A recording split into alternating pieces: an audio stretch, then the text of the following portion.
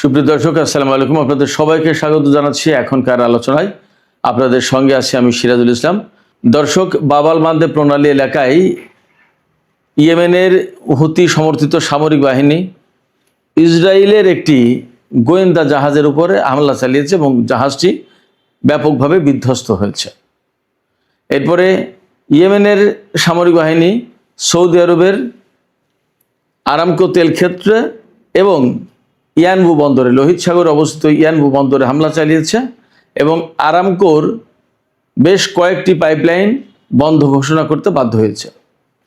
এদিকে ইরান নিয়ে যে সমস্ত খবর আছে তার ভিতরে গুরুত্বপূর্ণ খবর হচ্ছে, ইরানের সর্বোচ্চ নেতা আইআরজিসিকে অনুমোদন দিয়েছে যে আয়রন নামে একটা হাইপারসনিক ক্ষেপণাস্ত্র আছে, বিশেষ ক্ষেপণাস্ত্র, এই ক্ষেপণাস্ত্র ব্যবহারের অনুমতি দিয়েছে। তাতে আমরা ভিন্ন কিছু ইঙ্গিত পাচ্ছি। এদিকে কুয়েত থেকে আমেরিকার সেনাদেরকে সরিয়ে নেওয়া হয়েছে, এমন একটি ভিডিও সামাজিক যোগাযোগের মাধ্যমে ছড়িয়ে পড়েছে। আমি আশা করছি আপনাদেরকে তার সামান্য কিছু অংশ দেখাবো।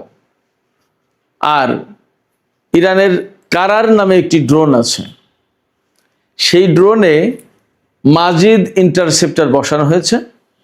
মাজিদ ইন্টারসেপ্টর বসানোর কারণে আমেরিকা কোথায় ঝুঁকির মুখে পড়তে পারে, কোথায় ক্ষতির মুখে পড়তে পারে, আমেরিকার জন্য কি সমস্যা তৈরি হতে পারে, এই সমস্ত বিষয়গুলো নিয়ে আমি আপনাদের সামনে এখন হাজির হয়েছি।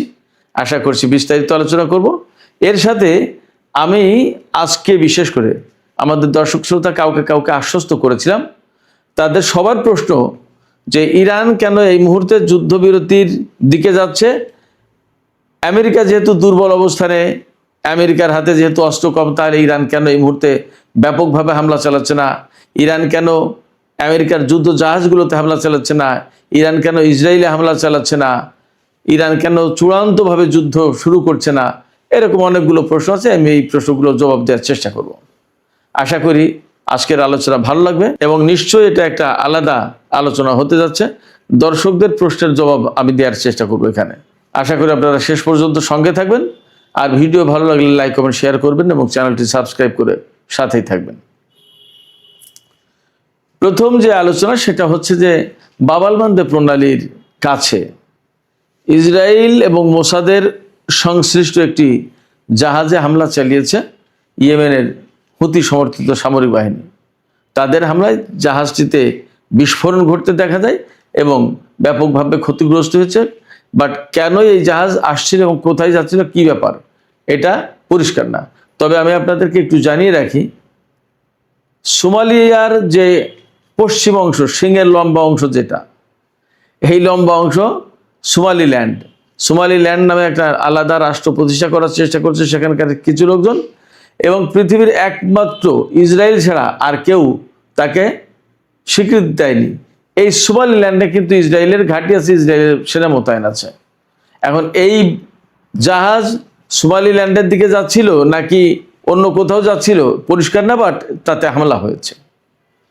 এপাশে সৌদি আরবের পূর্বাঞ্চল কাতিব প্রদেশের দিকে ইয়েমেনের হুতি যোদ্ধারা বা তাদের সমর্থিত সামরিক বাহিনী হামলা চালিয়েছে তেল ক্ষেত্রের উপর, আরামকো তেল ক্ষেত্রের উপর, এবং আরামকোর বেশ কয়েকটি পাইপলাইন বন্ধ করে দিতে বাধ্য হয়েছে সৌদি কর্তৃপক্ষ। শুধু তাই না, লোহিত সাগরে যে সৌদি আরবের যে বন্দর, ইয়ানবু বন্দর, এই বন্দরেও হামলা চালিয়েছে ইয়েমেনের হুতিরা। তার মানে ইয়েমেনের হুতি সমর্থিত সরকার এবং সৌদি আরবের ভিতরে এই মুহূর্তে বেশ বড় রকমের সংঘর্ষ চলছে।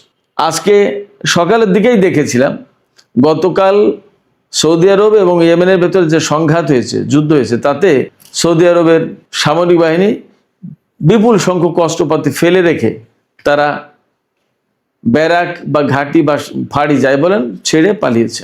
আর সৌদি আরবের একটি ড্রোন, তো খুব বড় গুরুত্বপূর্ণ ড্রোন, আল জাও প্রদেশে ইয়েমেন ভূপাতিত করেছে, সে কথা তো দুপুরের ভিডিওতে বলেছি। এই ড্রোন কিন্তু তৈরি হয়েছিল তুরস্কের কাছ থেকে সৌদি আরব কিনেছে। তো ইয়েমেনের সাথে সৌদি আরবের এখন যে অবস্থা, তাতে এই মুহূর্তে আমেরিকা এবং ইরানের মধ্যে যুদ্ধ বন্ধ থাকলেও কার্যত দুই পক্ষের যুদ্ধ এই ফ্রন্টে চালু আছে, এটা মোটামুটিভাবে বলা যায়। এদিকে দুপুরবেলার ভিডিওতে আমি বলেছিলাম যে আমেরিকায় আহতের সংখ্যা 624-এ গেছে, কিন্তু মজার একটা খবর দিয়েছে new York Times. New York Times বলছে আহতের সংখ্যা বেড়েছে 400 সামথিং থেকে 600 সামথিংয়ে চলে গেছে, বাট নিহতের সংখ্যা 18 থেকে 14 হয়ে গেছে।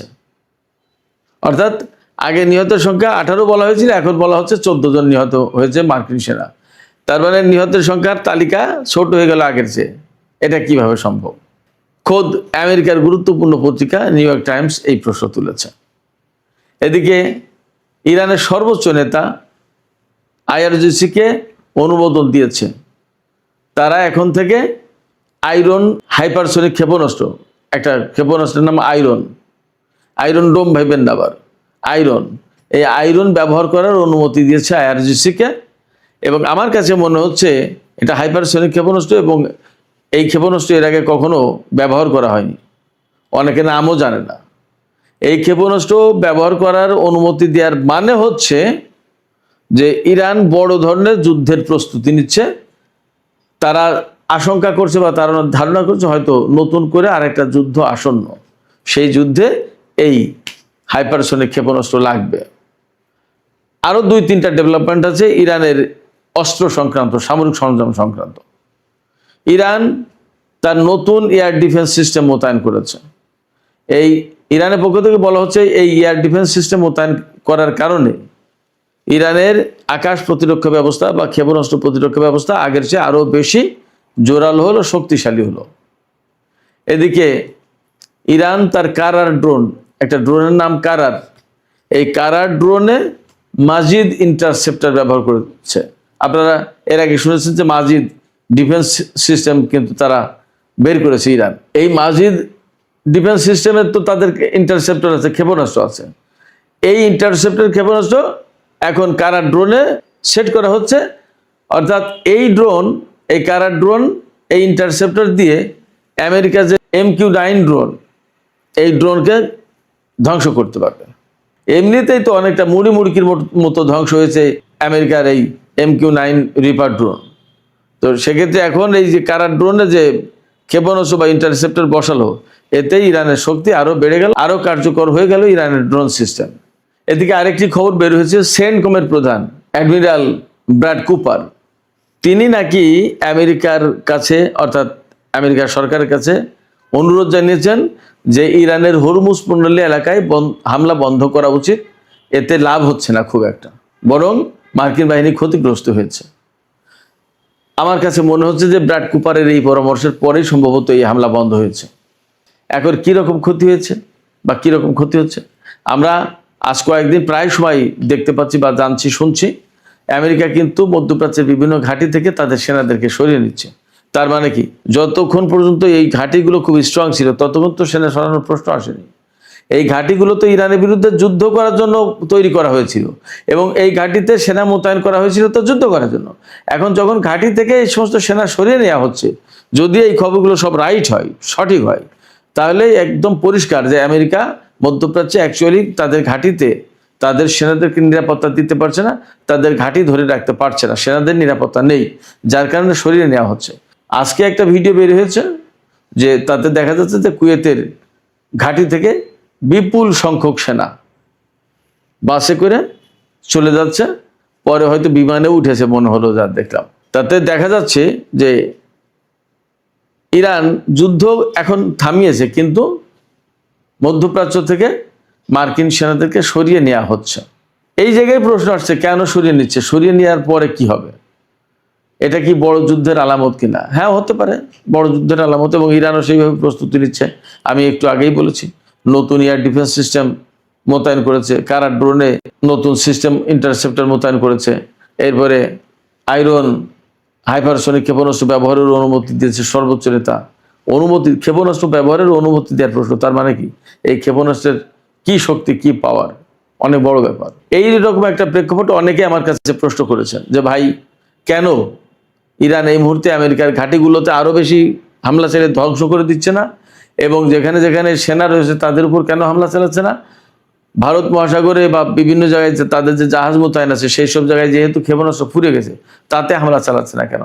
ইরান এখন কেন আলোচনার দিকে যাচ্ছে না? ইরান আলোচনার দিকে যাচ্ছে না, এটা ইরানের পক্ষ থেকে পরিষ্কার করে বলা হয়েছে। আর হামলা চালাচ্ছে না কেন? আমি মনে করি যে ইরান যেহেতু এইরকম আমেরিকা এবং ইসরায়েলের সাথে অ্যাট এ টাইম যুদ্ধ করলো বা মোকাবেলা করছে, এখনো টিকে আছে, অতএব তাদের নিশ্চয়ই একটা প্ল্যান আছে, তাদের কৌশল আছে যে কোনভাবে, কখন, কোন পর্যায়ে, কোন রকমের হামলা করবে, কোন রকমের যুদ্ধ করবে, কতটুকু করবে, কতটুকু করবে না, এগুলো তাদের নিশ্চয়ই প্ল্যান আছে, সেই অনুযায়ী আগাচ্ছে। আমার আপনার কথায় তো তারা চলবে না, তারা তো একটা প্রতিষ্ঠিত সামরিক বাহিনী। এ তো এমন না যে কি করবে কি করবে না বুঝে উঠতে পারছে না। এটা গেল এক। দ্বিতীয় হচ্ছে, বড় বড় জাহাজে হামলা করা মানে একটা বিষয় খেয়াল করেন, জাপান যখন পার্ল হারবারে হামলা করেছিল মার্কিন জাহাজে, তারপরে কিন্তু আমেরিকা জাপানের উপরে সেই অ্যাটম বোমা মেরেছিল, পরমাণু বোমা। তো বড় বড় জাহাজে হামলা করা মানে অনেক বড় যুদ্ধের পরিসর আরো অনেক বড় করে ফেলা।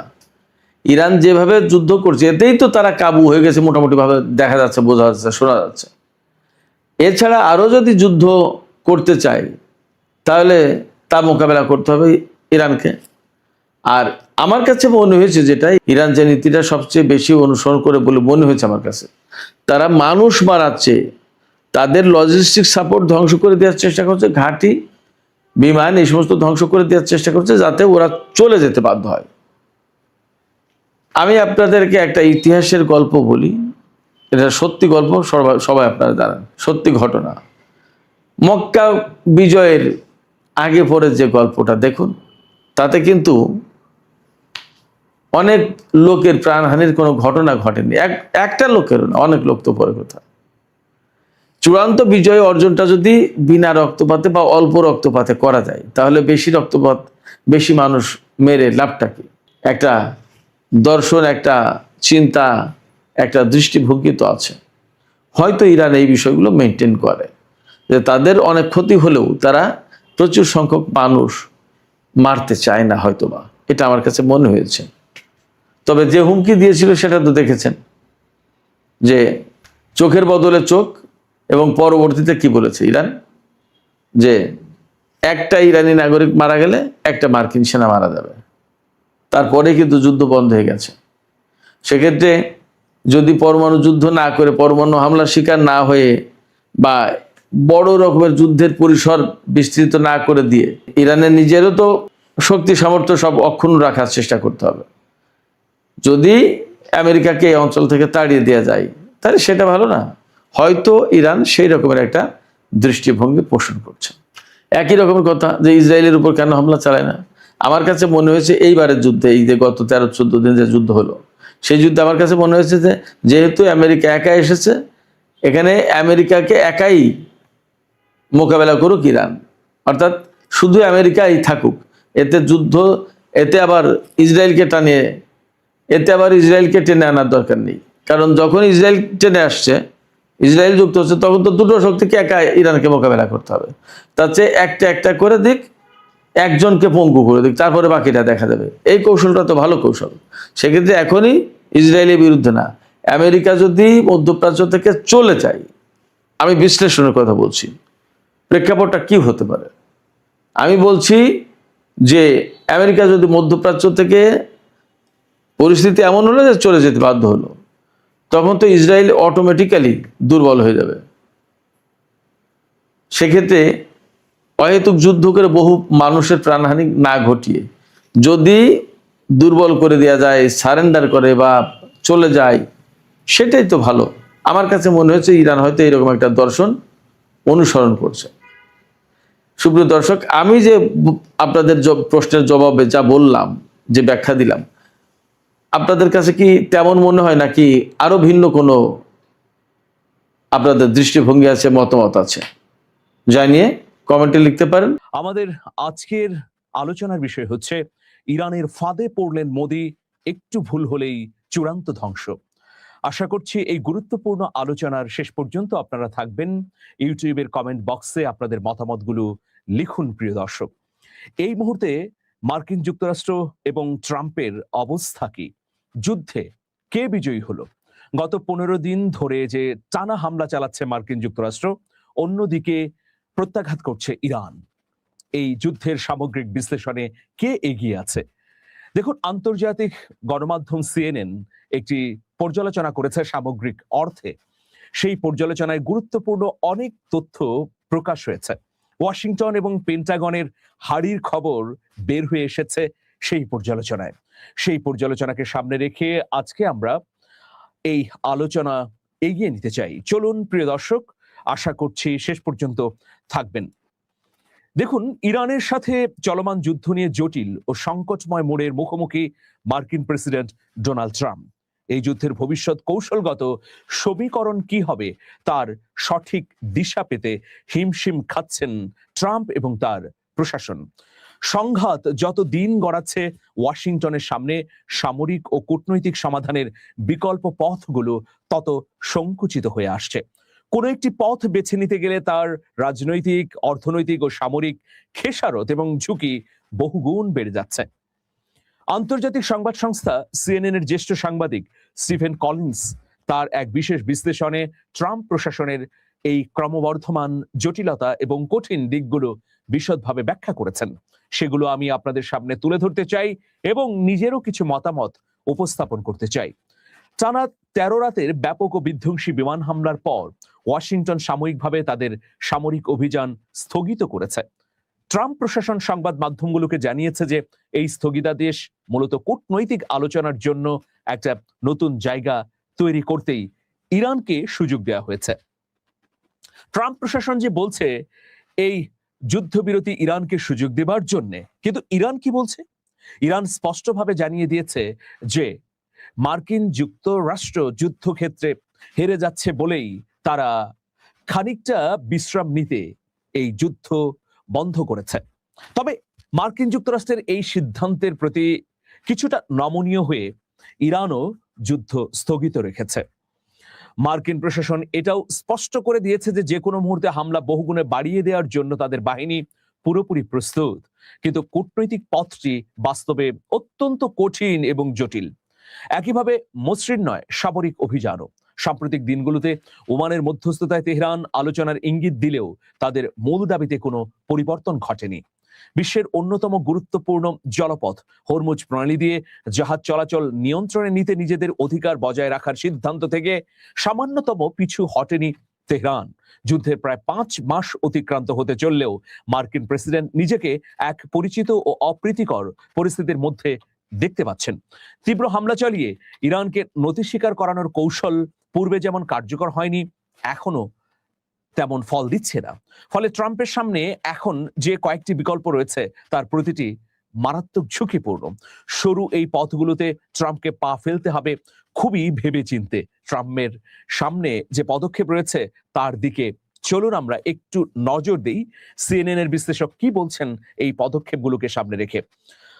আকাশপথে হামলার তীব্রতা বহুগুণ বাড়িয়ে ইরানকে পর্যদস্ত করা বা ইরানকে বাগে আনা, এটা ছিল মার্কিন যুক্তরাষ্ট্রের প্রথম কৌশল। ট্রাম্প প্রশাসন ইরানের তেল, অবকাঠামো, খাদ্য, বিদ্যুৎ কেন্দ্র এবং পরিবহন ব্যবস্থার মতো গুরুত্বপূর্ণ নাগরিক বা অর্থনৈতিক স্থাপনায় বড় ধরনের হামলাও চালিয়েছে গত 13 দিনে। এতে ইরানের অর্থনীতি একেবারে পঙ্গু হয়ে যাবে এরকমই ধারণা ছিল ট্রাম্প প্রশাসনের। এর ফলে দেশটির কোটি কোটি সাধারণ নাগরিকের উপর তীব্র মানবিক বিপর্যয় নেমে আসবে, এটাও ভেবেছিল ওয়াশিংটন। কিন্তু 13 দিনের যুদ্ধের পর আমরা কি পরিস্থিতি দেখতে পাচ্ছি? ইরানকে কিন্তু সামান্যতম কাবু করা যায়নি। ইরানের নাগরিকদের মধ্যে বিভেদ বা বিভাজন তৈরি করা যায়নি, বরং ঐক্য সুসংহত হয়েছে। যুদ্ধের শুরুতে ট্রাম্প ইরানি জনগণকে সাহায্য করার কথা যে বলেছিলেন, এই পদক্ষেপ তার সম্পূর্ণ বিপরীত ফল দিয়েছে। ইরানের জনগণ কি তাদের শাসন কাঠামোকে উৎখাত করতে চায়? অবশ্যই না। এক বাক্যেই ইরানের জনগণ বলবে যে মার্কিন যুক্তরাষ্ট্র যে হামলাটি চালাচ্ছে অব্যাহতভাবে, এটি আসলে তাদের স্বাধীনতা এবং সার্বভৌমত্বের বিরুদ্ধে। যে কারণে আমরা দেখতে পাচ্ছি যে জানুয়ারি মাসে ইরানের সরকারের বিরুদ্ধে যে জনগণ মাঠে নেমেছিল তারা কিন্তু এখন ইরানের সরকারের পক্ষে দাঁড়িয়েছে। মার্কিন গোয়েন্দা সংস্থা সিআইএ এবং গোয়েন্দা প্রতিরক্ষা সংস্থার মূল্যায়নে দেখা গেছে এ ধরনের টানা বোমা বর্ষণেও তেহরানের শাসকদের অবস্থান পরিবর্তন করা সম্ভব নয়।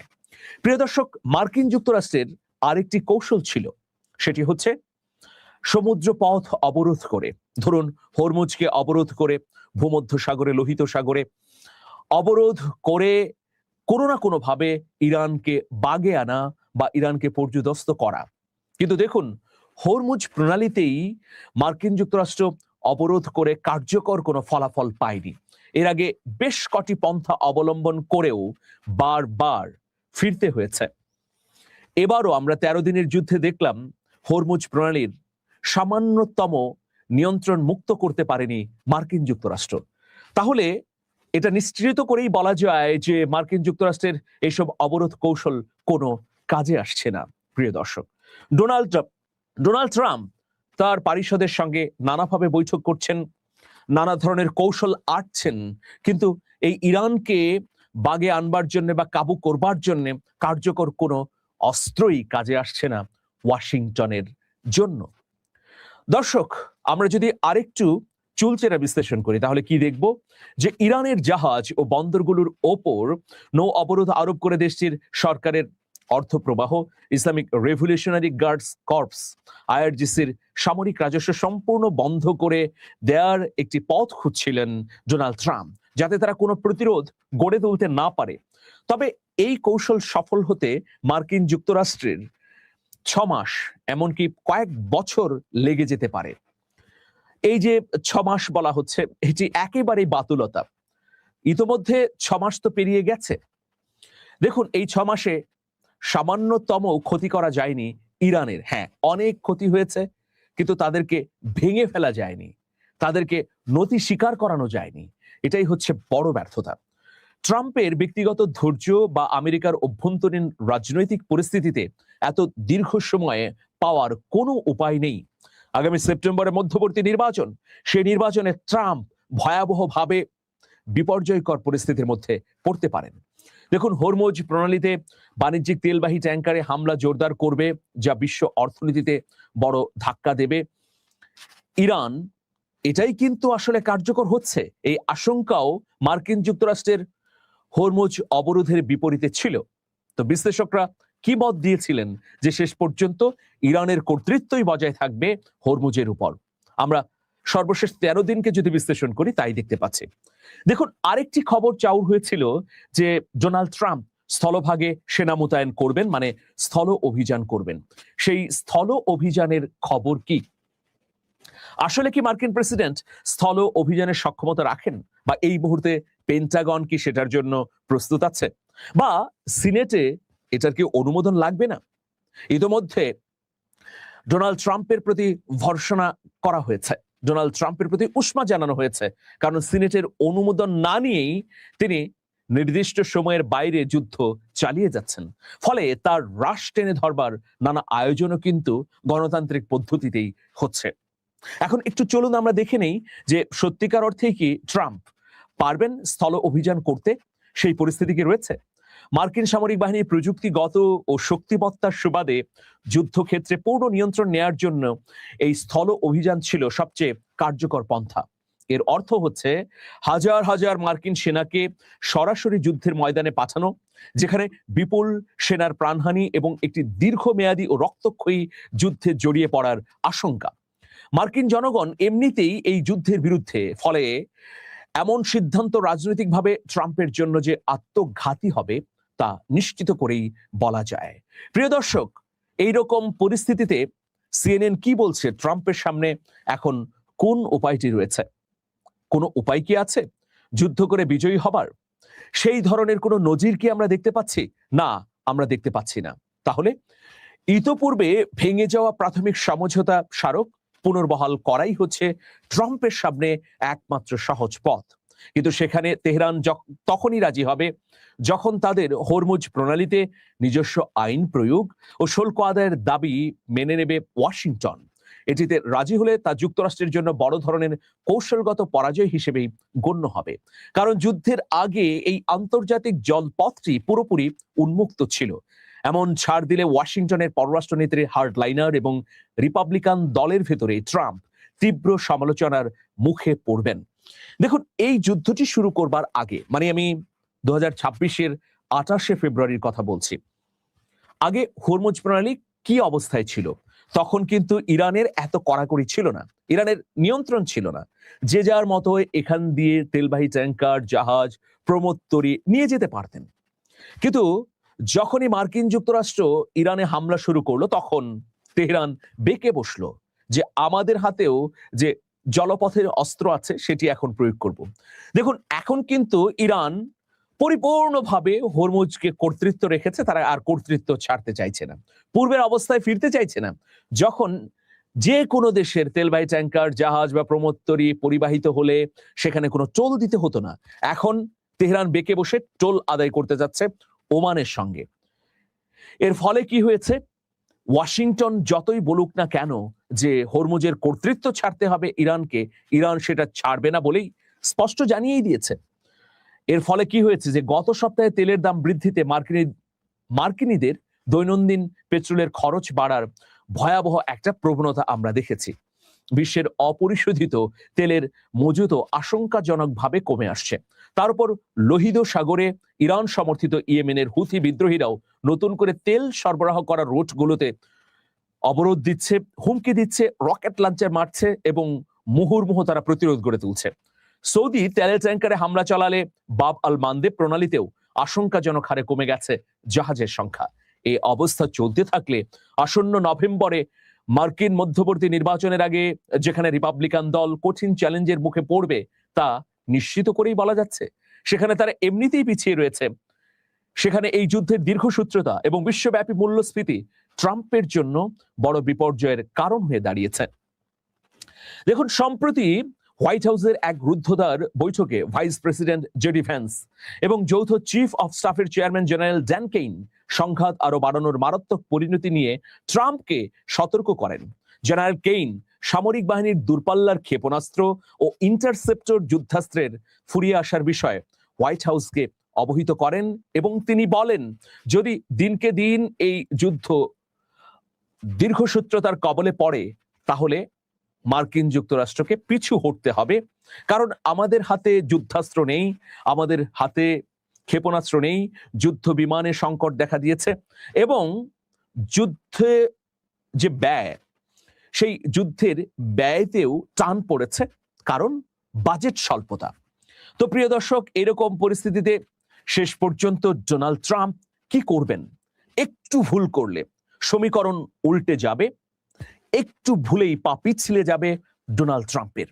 এখনো তার যে সম্ভাবনা আছে সংকট থেকে বের হয়ে নিজের অবস্থানকে অটুট রাখার, সেই সুযোগটিও হয়তো আর খুব বেশি দিন ট্রাম্প পাবেন না। এ দফায় হয়তো ইরান মার্কিন যুক্তরাষ্ট্রের যুদ্ধবিরতির উপর সম্মান করে হামলা স্থগিত রেখেছে, কিন্তু এটি কদিন থাকবে? দেখুন, গতকালই আইআরজিসি একটা ব্রিফিং করে বলেছে গত 13 দিনের যুদ্ধে 200 মার্কিন সেনা মধ্যপ্রাচ্যে নিহত হয়েছে।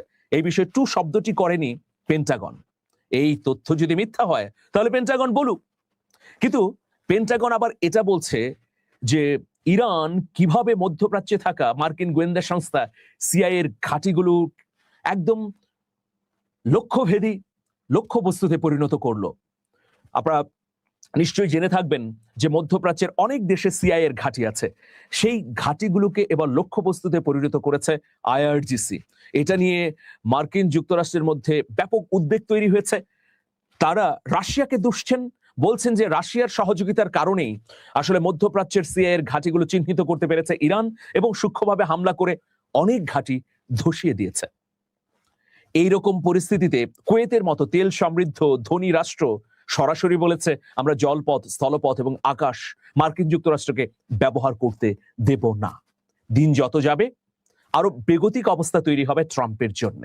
সুতরাং প্রিয় দর্শক, আমরা হয়তো ট্রাম্পের চূড়ান্ত পরাজয় দেখার জন্য খুব বেশি দিন আর অপেক্ষা করব না। এটাই ট্রাম্পের নিয়তি। এখন ট্রাম্প কি করবেন? আবারও কি তিনি ফোন করে পাকিস্তানের প্রধানমন্ত্রী শাহবাজ শরীফ অথবা সেনাপ্রধান জেনারেল আসিফ মনিরকে অনুরোধ করবেন, নাকি কাতারকে ধরবেন, নাকি রিসেপ তাইপ এরদোয়ানের দ্বারস্থ হবেন? হয়তো 2-1 দিনের মধ্যেই তা স্পষ্ট হয়ে যাবে। বিশ্বকে আর বোকা বানানোর কোনো সুযোগ নেই। যে ইরানকে সুযোগ দেবার জন্যই আমরা যুদ্ধবিরতি বা যুদ্ধে একটা জ্যোতি চিহ্ন দিলাম, তা কিন্তু নয়।